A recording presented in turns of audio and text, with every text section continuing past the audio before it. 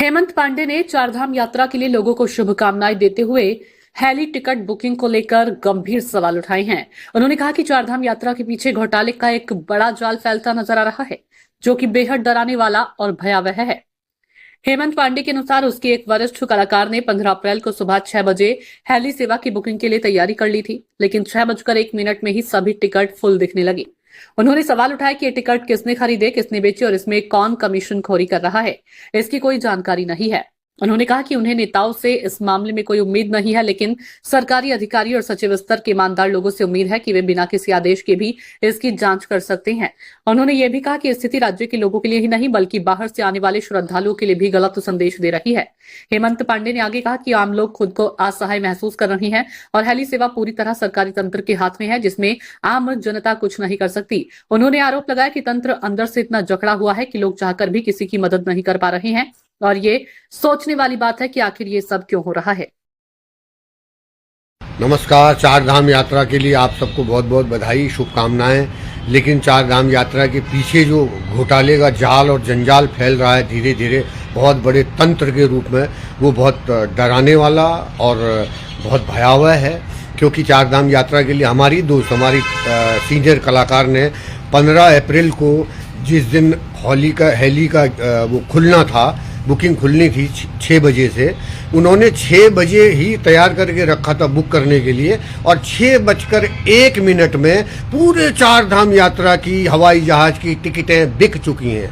ये किसने बेची, कौन खरीद रहा है, कौन इसका कमीशन खोरी कर रहा है, हमें कुछ नहीं मालूम, क्योंकि नेताओं से तो हम इस तरह की कोई उम्मीद कर नहीं सकते।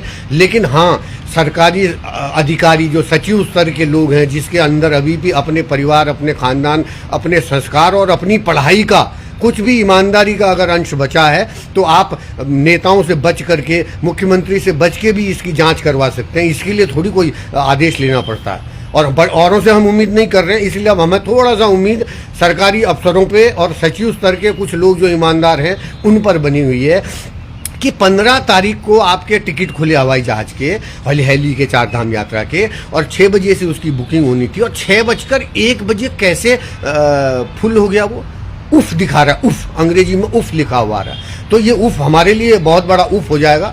राज्य के लोगों के लिए तो है ये उफ, लेकिन बाहर के लोगों में भी इससे मैसेज अच्छा नहीं जा रहा राज्य के लिए। चारधाम यात्रा बोर्ड सरकारों में, चैनलों पे खूब चल रहा है, लेकिन अंदर ये चल रहा है। बस झेलते रहो। हमें तो अपमान सहने की 5 किलो राशन में अपने आप को कुचले जाने की आदत है, तो हम तो कुचले ही रहे हैं। लेकिन बाहर के लोग भी हमको बोलते हैं कि तुम कुछ करो, तुम वहाँ क्यों, हम क्या करें, हमारे हाथ में तो कुछ है ही नहीं। हेली वाला हमें कुछ मतलब ही नहीं रखता उसका हमसे। वो सरकारी तंत्र के हाथ में पूरी तरह ऐसे पकड़ा हुआ है वो, तो उसमें हम कुछ नहीं कर सकते। अपने दोस्तों से भी उम्मीद कर रहे हैं कि जो आप हमसे उम्मीद लगाते हैं कि हम आपकी कुछ मदद कर पाएंगे, इसमें हम आपकी कोई मदद नहीं कर पाएंगे चारधाम यात्रा में, क्योंकि तंत्र इतनी तरह अंदर से जकड़ा जा चुका है। सोचने वाली बात है। हम फिर कह रहे हैं, नेताओं से हमें कोई उम्मीद नहीं है, राज्य से हमें कोई उम्मीद नहीं है, लेकिन राज्य में कोई अगर सच्चे 2-4 IAS बच्चे हैं तो यार आपकी भी तो जिम्मेदारी बनती है ना, ये घोटाला क्यों हो रहा है। या तो आपकी जेब में भी कुछ आ रहा हो तो आप भी चुप रहो।